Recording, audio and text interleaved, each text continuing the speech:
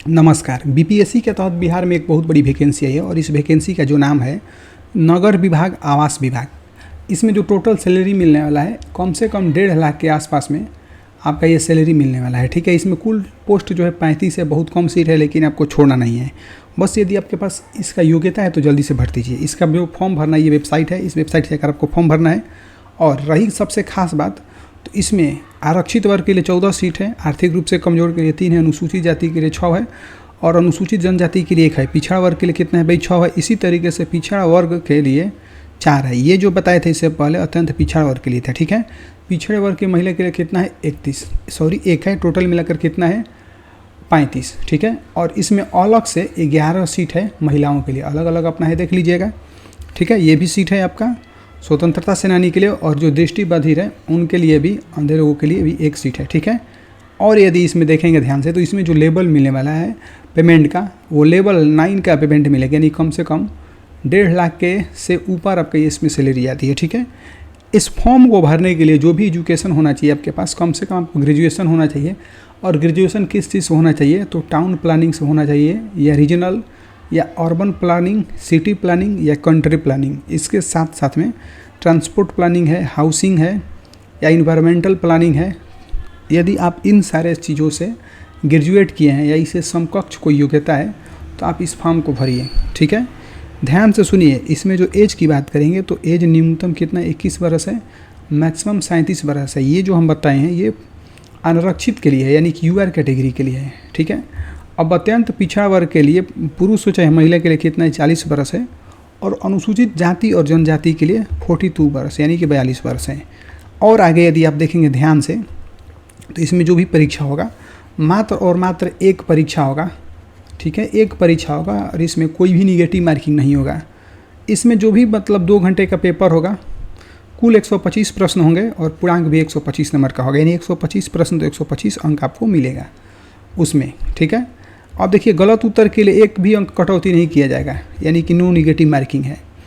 अब कम से कम इसको पास होने के लिए इस एग्ज़ाम को, कैसे जो बीपीएससी बहुत सारा एग्ज़ाम लाती है, इसमें पास होने के लिए कम से कम 40% चाहिए सामान्य वर्ग के लिए।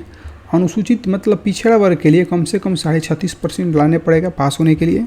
इसी प्रकार अत्यंत पिछड़ा वर्ग के लिए 34% और अनुसूचित जाति और जनजाति के लिए 32%। ठीक है, इसी तरीके से और नीचे आएंगे तो देखेंगे ध्यान से, एक एक चीज़ को स्टेप बाय स्टेप देखिए।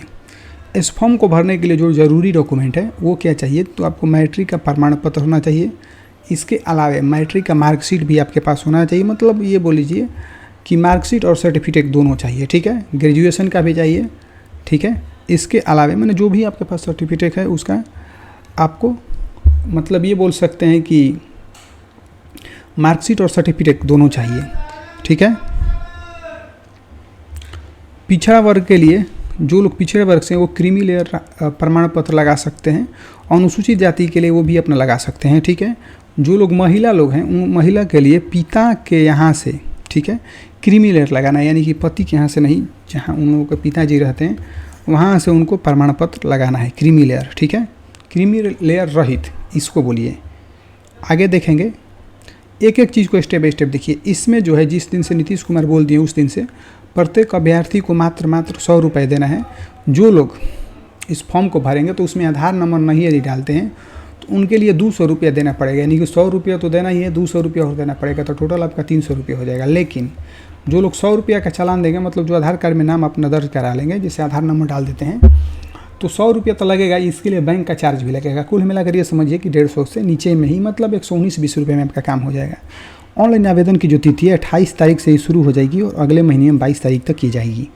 ठीक है, इससे पहले आपको भर लेना है। सभी लोगों को पता है कि बिहार की वेबसाइट चलती है बहुत स्लो, कब स्लो हो जाएगा कोई नहीं जानता है। ठीक है, अभी तक इसका सिलेबस नहीं आया, जैसे ही सिलेबस आएगा हम आपको बताएंगे। उम्मीद करते हैं कि सभी जानकारी समझ में आ गई होगी, और किसी भी चीज़ को यदि दिक्कत होती है तो आप कमेंट किया करिए। चैनल को सब्सक्राइब नहीं किए तो अभी सब्सक्राइब करिए। और सबसे खास बात यह है कि इस फॉर्म को भरने के लिए बहुत ही सावधानी से आपको भरना है। यदि आप गलती करते हैं तो भविष्य में किसी तरीके का सुधार मान्य नहीं होगा। यानी एक बार आप फॉर्म भर दिए तो राम के जगह पर यदि काम लिख दिए, कुछ भी लिख दिए, एक भी मीनिंग गलत हो गया तो आप सुधार नहीं पाएंगे। आप इस छात्र मतलब आप इस फॉर्म से बाहर हो जाएंगे। ठीक है, तो ऐसा उम्मीद करते हैं कि आप लोग गलती नहीं करेंगे, और मिलते हैं किसी नए वीडियो में। जय हिंद।